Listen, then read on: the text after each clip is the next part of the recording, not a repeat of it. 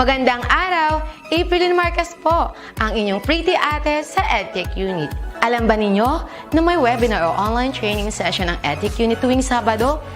Ang araw na ito ay nakalaan para sa ating mga mahal na kaguruan upang turuan sila ng mga bagong kaalaman at kakayahan sa paggamit ng makabagong software at applications para sa pinaka-epektibong paraan at lubos mapaghusay ang kanilang paraan ng pagtuturo. This is also a refresher session for our beloved teachers to enhance their skills in technology.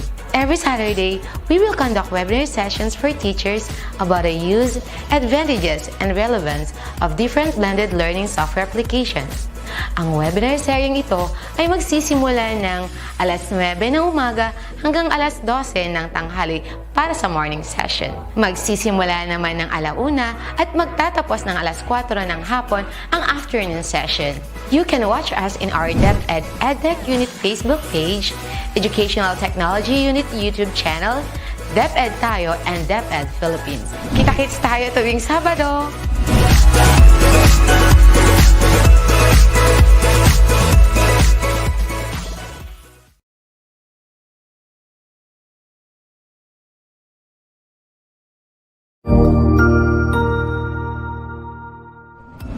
Magandang araw! Sir Wilbur po, at your service. Narito ang ETUlay upang gabayan ka sa inyong pag-aaral upang lubos na maunawaan ang iba't ibang paksa o subject. Ang ETUlay ay isang free online tutorial class na pinangungunahan ng DepEd Educational Technology Unit sa pamumuno ni Undersecretary Elaine Del B. Pascua. Ang programang ito ay hindi lamang para sa mga bata, kundi ito rin ay magsisilbing gabay sa mga magulang at mga guro kung paano nila ituturo o gagabayan sa bawat asignatura ang kanilang mga anak o mga estudyante. Sa kasalukuyan, ang self-learning module mula sa rehiyon ng Calabarzon at kilala sa tawag na pivot ang ginagamit sa ating ETUlay online class. Kaya ano pang hinihintay ninyo? Ihanda na ang inyong mga ballpen o lapis, papel o kwaderno at samahan kaming itulay ang pagkatuto para sa bawat batang Pilipino.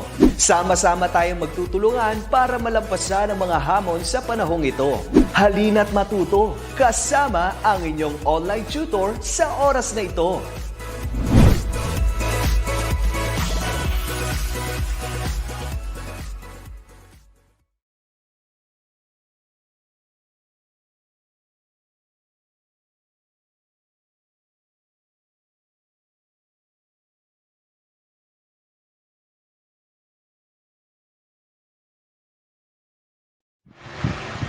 Hello, good afternoon everybody. Bago ko malimutan, maraming salamat sa aking earliest bird na nandito sa ating online tutorial ngayon, si Miss Ali Dawami. Siya yung kaunahang nag-join sa ating online tutorial. And once again, good afternoon Philippines, good afternoon world, and welcome to this afternoon session for Contemporary Philippine Arts from the regions. So, Ma'am Grace, pwede po kayo magpakita sa cam. Thank you po. Naka-off po yung camera niyo.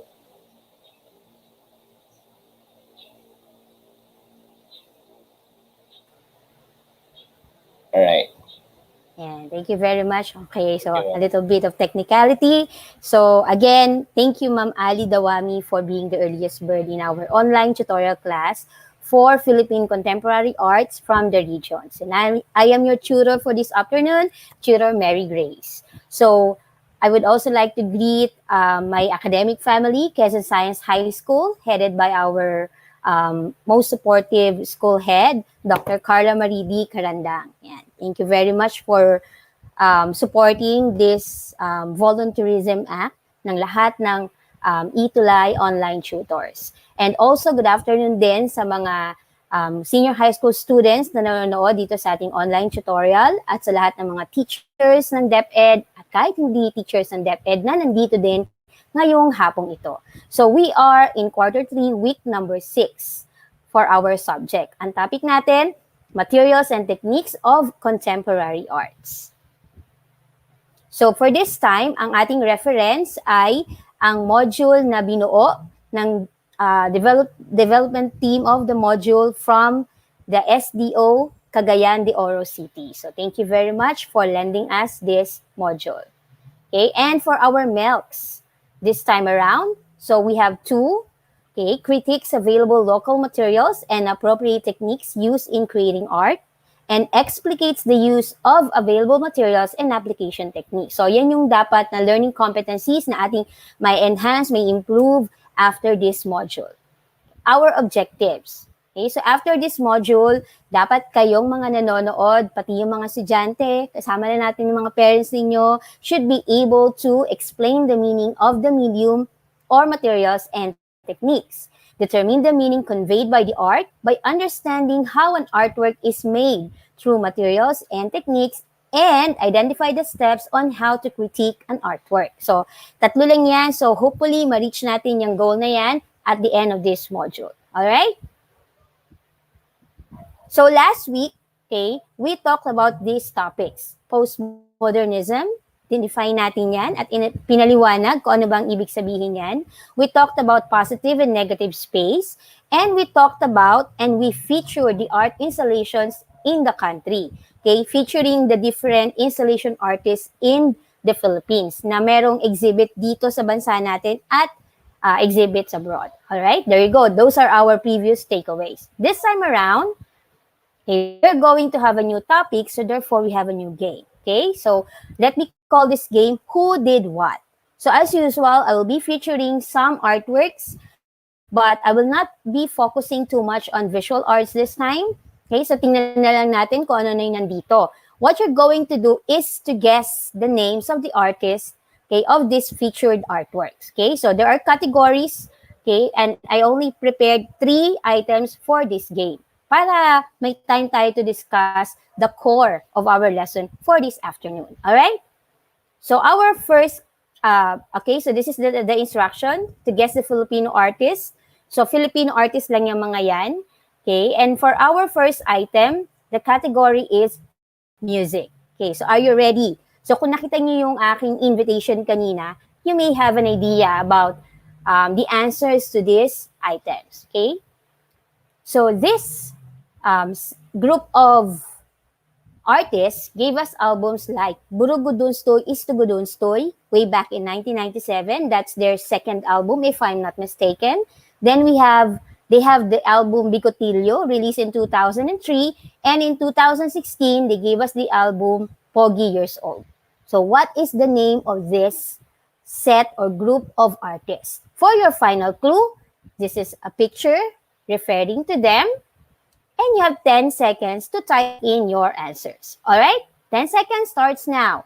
Okay, so once again, good afternoon kay Ma'am Ali Dawami for being with us today, and to our watchers out there. Okay, 10 seconds is up, so I hope you have the correct answer. So this group of artists, or this band to be exact, is called Parokya ni Edgar.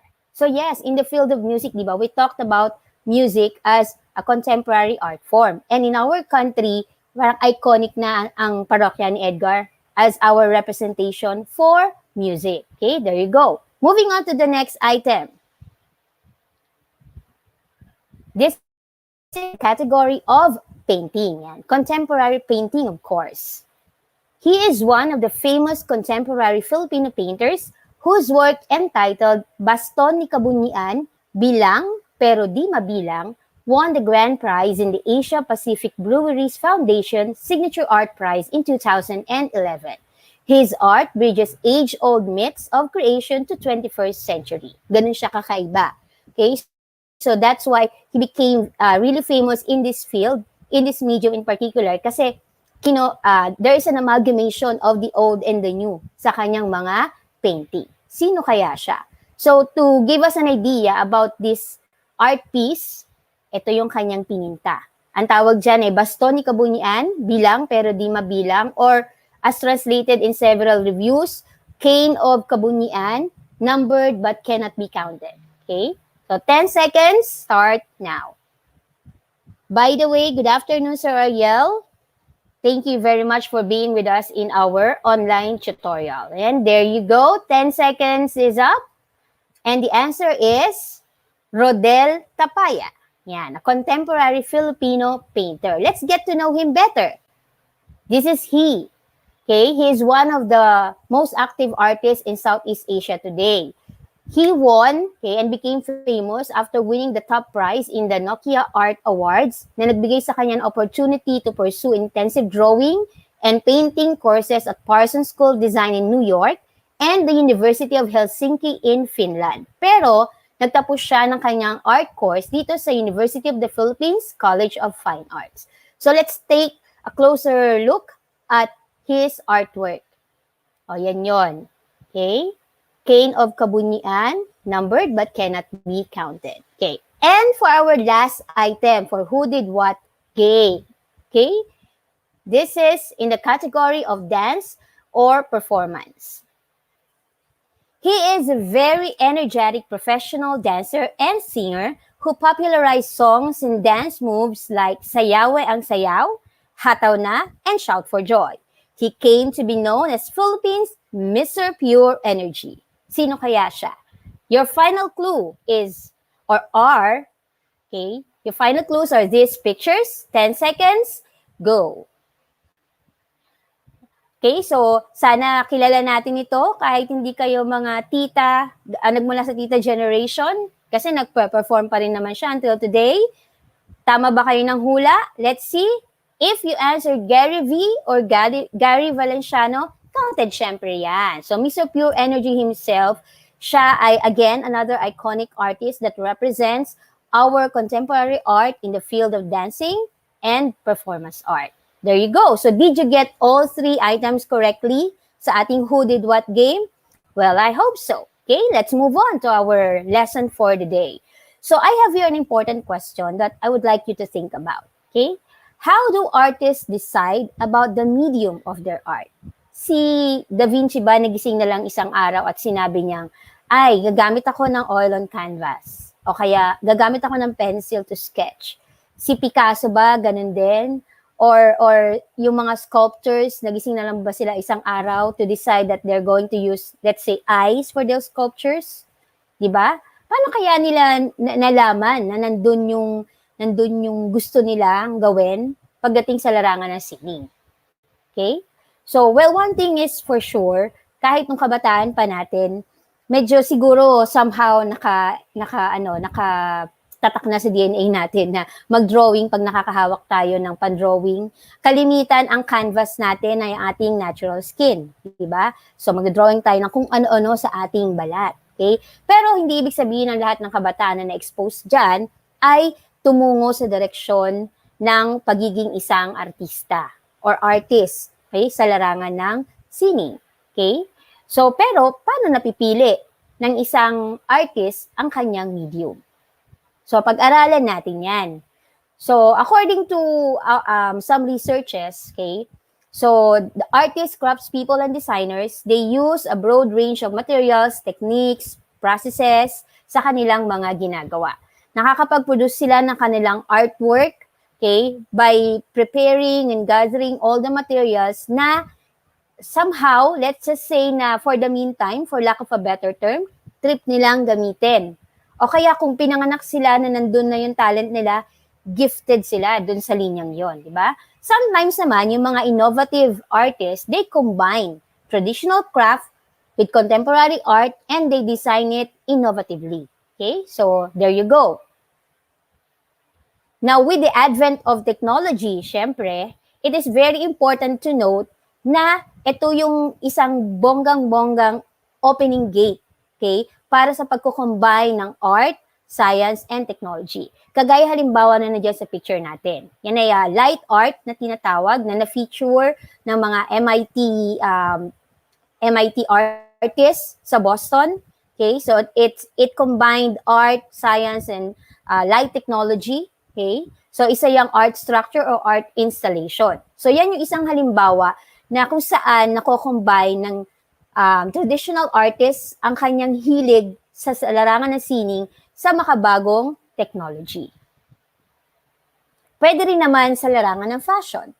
Okay? Meron tayong ditong chiffon dress na suot-suot ng isang ramp model. Okay? Slaying the ramp, slaying the catwalk. Okay, tapos yung damit niya merong light technology. Okay, so isa rin niyang halimbawa ng pagko-combine, di ba, ng fashion designing as an art with technology. Materials and techniques are not neutral or accidental. So ito na yung sagot. But they are part of the context of the work. So hindi sila, yung mga artists, hindi sila nagising one day and decided na, okay, gagawa akong pots using earth or using clay. Okay, o kaya gagawa ko ng vases using different kinds of materials, di ba? So hindi ganon. Okay, sometimes yung longing ng heart nila kung yung gusto ng materials na gamitin, yun yung nangyayari. So in a way, we can say that they are the ones choosing their materials and choosing their techniques on how they produce their artwork. And the entirety of the artwork represents, okay, yun yung mismong context ng gustong i-share ng artist sa mundo. Whether it's his ideals, it's his emotions, or concepts na gusto niyang ipahiwatig to the world, okay, it is all in the context of the work. And that includes materials and techniques. They are not neutral or accidental. So, halimbawa, yung mga sculptures, okay? So, they use several materials like metal, wood, stone, clay, glass, and ice. Okay, so lahat yan, pwedeng isa dyan, pwedeng combination ng lahat ng yan. Yung mga ginagamit nilang materials. Kasi yung sculpture, it's a three-dimensional kind of arts that occupy space and volume. Halimbawa na lang yung pottery. So yung mga sculptors, pwede silang mamili sa mga available materials sa kanilang lugar. Pwedeng yun ang maging basihan ng kanilang decision. Okay, pwede naman sa kung ano yung mura, kung ano yung available at the time na nag-decide silang mag-take up ng sculpture. Okay, so there you go. So for example, itong ating mga famous pieces of sculpture in our country. So we have there the oblation, we have the blue wood carving, and we even have the carving of saints and angels, okay, that we can find in our Catholic churches. So lahat ng mga yan, okay, they are made by sculptors who decided what materials and techniques they are going to use for their artwork. Okay, so before I proceed, I'd like to say, good afternoon, Ma'am Elsa Echavia Perez from A.L. Navarro Elementary School. Thank you for being with us today, ma'am. For architects naman, yan. Okay, so they make use of wood, bamboo, bricks, stone, concrete, cement, and other building materials para sa kanilang artwork. Pero siyempre, basically, dun muna sila magsisimula sa kanilang design, sa kanilang sketch, okay, or sa drawing. But when they go to building their designs, ito yung mga materials na pwede nilang pagpilian. Pwedeng isa, pwedeng dalawa, pwede na mga combination of all. Remember, one time in one of our episode, na feature ko yung kubo, okay, which is made up of engineered bamboo. Okay, 89,000 pesos yata yung isang basic kubo, di ba? So that is a work of a genius of an architect kasi that's engineered bamboo. It's what we have in our country, di ba? So pwede silang mamili yung architect nang yun lang yung gagamitin. Pwede na mga combination of 1, 2 or more materials. Okay, so architecture is also three-dimensional arts. It also occupies space and volume. But unlike do sa ibang art form, okay, time is an important element in architecture. Why? Listen very carefully. Kasi yung output ng mga architects, it could be a residential house or a building, kaya yung mga outputs na yan ay titirhan o lilipatan ng mga tao. Okay, so when an architect deals with a client, okay, may time frame na dapat masunod. Diba? So pag nasunod yung time frame na yon, saka makakalipat yung mga tao dun sa kung bahay man yun or building. So time is an important element in the field of architecture, in this kind of art. At dapat, alam yun ng lahat ng architect. So if you're aiming to be an architect, so you have to be really good at time management. Okay? So here are some examples of architectural pieces in our country in the contemporary time. So the blue and yellow painted building represents one of the sky-high condominiums that we have in our country. And then the other part, okay, this is a very nice touch in architecture, a very nice progress. Kasi yung terrain niya, hindi na kailangang patagin yung lugar. But architects take on the challenge to work with the terrain that they have, okay, for their outputs. Hindi kailangan na porket nasa gilid ng nasa gilid ng cliff, ipapatag yung lugar para maitayo yung bahay. No. Tinitake on nila yung challenge, di ba? If you're watching, I'm not promoting him, but if you're watching architect Lian, si Oliver Austria, yan yung isa sa mga gusto niyang challenges. Okay, yung may slope, okay, yung terrain ng kanyang pagtatayuan ng kanyang mga dinesign na bahay, okay, or building. Kasi nandun yung challenge. And syempre, magkakaroon ka ng chance na gamitin iba't ibang technology, okay, for you to be able to build your house. Okay, that's for the field of architecture. So next, what about the materials and techniques for painters? Ayan. Whenever we talk about art, I believe ito yung unang pumapasok sa isipan natin. Paintings, di ba? Then, magra-rush na sa isipan mo si Mona Lisa, The Last Supper, The Spolarium, etc., etc. Lahat ng yun. So, ano bang materials na kalimitang ginagamit ng isang painter? So, gumagamit sila ng iba't ibang pigments in form of watercolor, oil, textile paint, acrylic, ink, or poster paint. At lahat ng mga yan, pag-aaralan nilang gamitin to be applied usually on flat surfaces like wood, canvas, stone wall, kagaya ng mga cave paintings na nakita sa Europe dati, pwede rin sa papel, ceilings, like in the Sistine Chapel, di ba? And even in three-dimensional objects, kagaya ng mga nakikita natin sa street art, yung mga water supply sa kalsada na ginagawang parang minion. Nilagyan lang ng paint na parang minion, tapos nagiging work of art na siya. Okay? So, halimbawa ito, di ba? Sa ilalim ng mga tulay, yung parang mga foundation nila, ginagawang street art, parang street museum na din. Okay? Ng mga iba't ibang street artists natin, okay, using painting as their technique, as their form of art, okay, using different materials. Pwede rin dyan ng spray paint, syempre, kasi this is street art we are talking about. Okay, so there you go. Kung gusto mo maging painter, yan yung mga pwede mo pag-aralan. What if, you want to be a musician? Okay, what are the materials that you have to consider?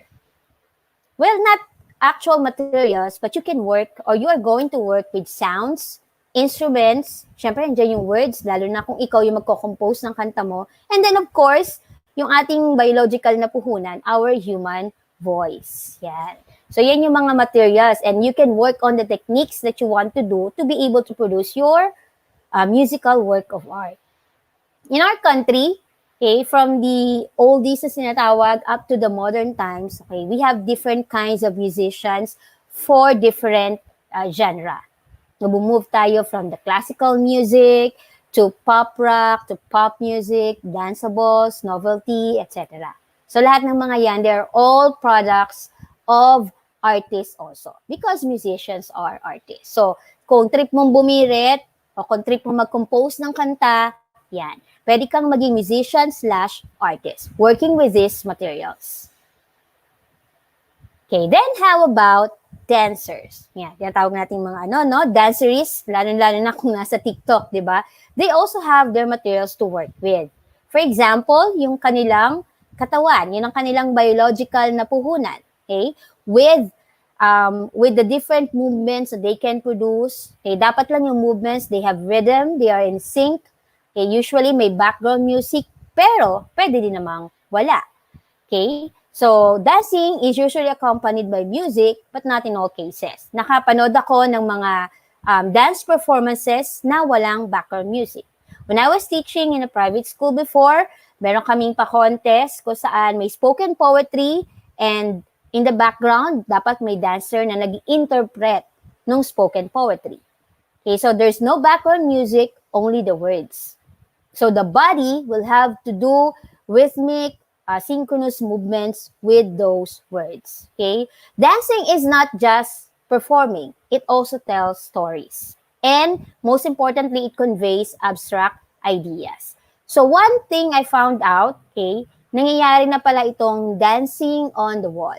Like the dancers are literally, they are hanging with using harnesses. Tapos doon sila sa gilid ng isang building to perform their usually interpretative dance performance or pwede ring lyrical dance performance. So isa ito sa mga parang nauuso na in our contemporary time. And another field would be for writers. Okay, so writing is also an art and it's also part of contemporary art form. Siyempre, your materials would be words and they will be coming from your experiences. Yun yung number one na resources ng isang writer, yung kanyang sariling experiences. So when you write, it can take time or not, depende kung paano mo hinahandle yung tinatawag nating writer's block. So I am very much amused with Tom Clancy, for example, kasi ang dami niya na-produce na novels and these are fiction novels na napakakakapal, pero ang dami na niyang na-produce. I wonder how he's dealing with writer's block or maybe that he is not experiencing one. Well, we can never know for sure unless we interview him, right? So yeah, so it takes time or not depending on how you handle writer's block. You can also write fiction or non-fiction. You can write poetry, okay? Yung mga sinasabi nila sa isang spoken poetry, that is also a form of writing, especially if they are penning it down before speaking them. Okay, at yung isang nauuso ngayon, syempre, during the pandemic, ay yung tinatawag na online writing. Napakadaming platforms na pwedeng gamitin for online writing. At you know what? Pwede rin pagkakitaan ito, uri ng art na ito, during this pandemic. So I have students who are engaging into online writing and they're getting paid for writing fictional stories. Okay, so in our country, some of the famous artists, we have Jessica Safra, author of a short story entitled Manananggal Terrorizes Manila and her latest novel, The Age of Umbrage. And then we have Rogelio Braga, siya yung nagsulat nung collection of his literary pieces entitled May Rush Hour Ba sa Third World Country. So, sila'y dalawa lamang sa mga sikat na writers ngayon sa panahong ito dito sa ating bansa. Kakaya rin ni halimbawa ni Danton Remoto. Yeah. So, sila yung mga magkaka-contemporary. Okay. And now, para dun sa iba na wala dun sa naunang halimbawa ng field ng arts o ng form ng arts, meron tayong tinatawag na mga designers, performance artists, and installation artists. Ano yung kakaiba sa kanila? They actually combine, okay, a wide range of materials, techniques, and principles or elements of art para ma-produce yung kanilang art form. Okay, so ito yung isang halimbawa. So, di ba last time we talked about flash mob, okay, flash mob dances. So, itong flash mob na ito, hindi siya yung karaniwan na makikita natin kung saan merong hip-hop moves or jazz moves sa kanilang performances, but this is in focus to or on acrobatic kind of performance. Pero ala flash mob. Okay, it is done in public, katulad din ng ibang flash mob dances. And this is performance art. Okay, so there you go.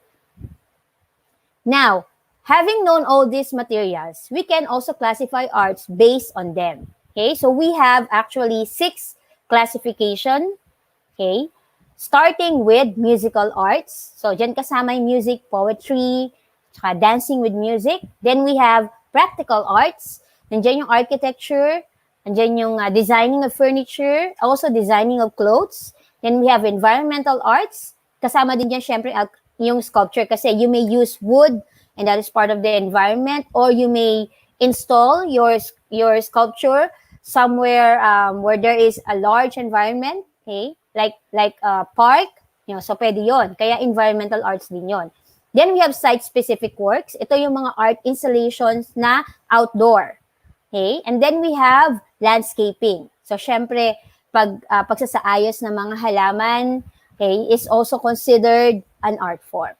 Then we have pictorial or visual arts. So, dito kasama lahat ng uri ng paintings, drawings, graphics, kasama ng stage and production design sa filmmaking at sa theater. Next is dramatic arts. Ito yung mismong performance ng mga actors and actresses sa theater, sa film, okay, music, and dance performances. And finally, we have narrative arts. It's all about writing. It's all about literature. So these 6 are the classification of arts based on the medium used that we have discussed earlier. Okay? Now, add on. What are the things that you have to also learn aside from those that we have already tackled? There are other mediums of art. that are not yet included in the ones being explained, okay, earlier. So first is photography. So syempre, ang photography is not new to us, okay? But with the advent of digital technology, okay, yung mga bata as early as 2 years old or even earlier na kaya nang mag-take ng picture using their cell phones, halimbawa, pwede na ring mag-take ng art into photography. Okay, siyempre nandiyan digital photography.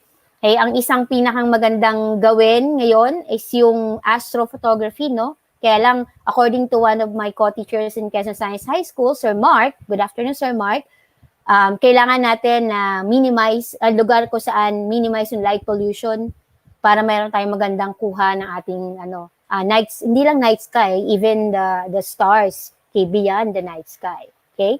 Then the next medium is filmmaking. So, ang isang pinaka-in ngayon ay yung mga short films, and then we have the independent films or indie films, di ba? So, itong art form na ito, maraming artista ngayon ang nagtitake up ng course sa filmmaking.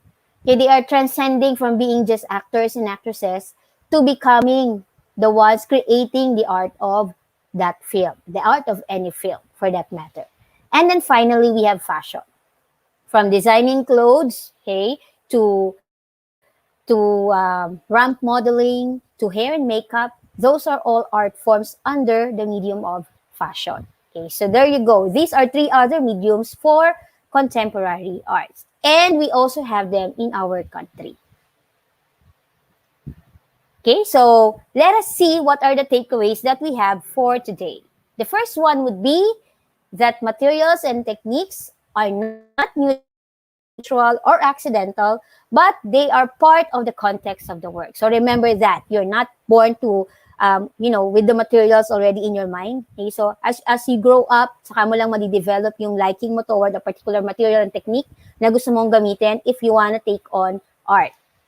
And then the second takeaway is that there are different materials or mediums that an artist can use to convey his ideals, emotions, or concepts. So, na-discuss natin kanina yung iba't ibang materials na yan.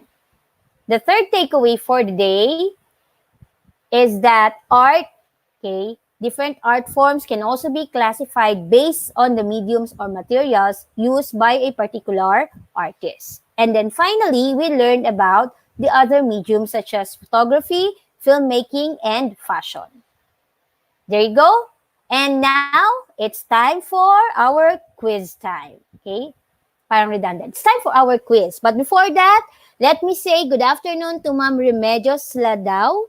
Okay, watching from SDO Nueva Ecija Licab Annex. Okay, thank you very much for being with us in this online tutorial class for CPAR. Yan.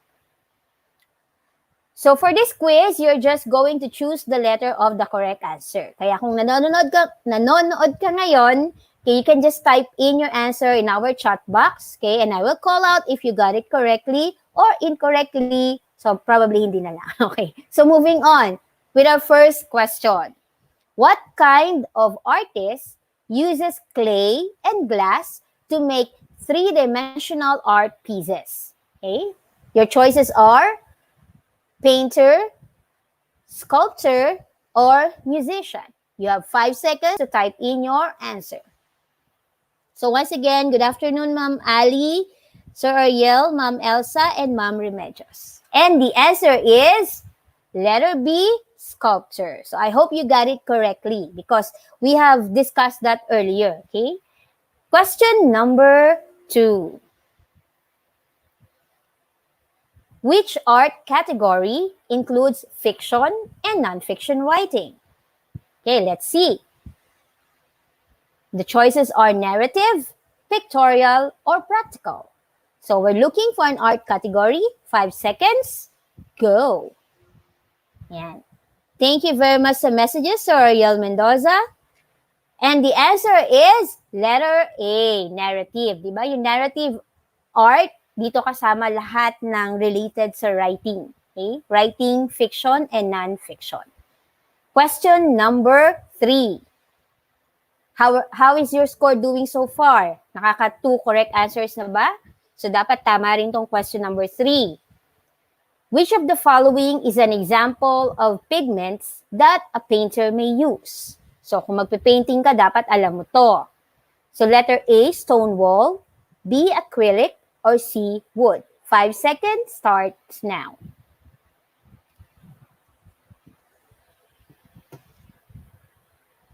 And time is up. The answer is letter B, acrylic. So, yung stone wall and wood, yun yung mga surfaces kung saan pwedeng mag-paint ang isang painter. Pero yung acrylic, isang uri ito ng painting material. Okay, syempre, may pigments ng iba't ibang color na pwedeng gamitin ng isang painter. Question number 4. Dancing may and may not have blank. Your options? A, movements, B, dancers, or C, musical accompaniment. 5 seconds, go. Okay, you can type in your answer in our chat box. Let's see if you got it correctly.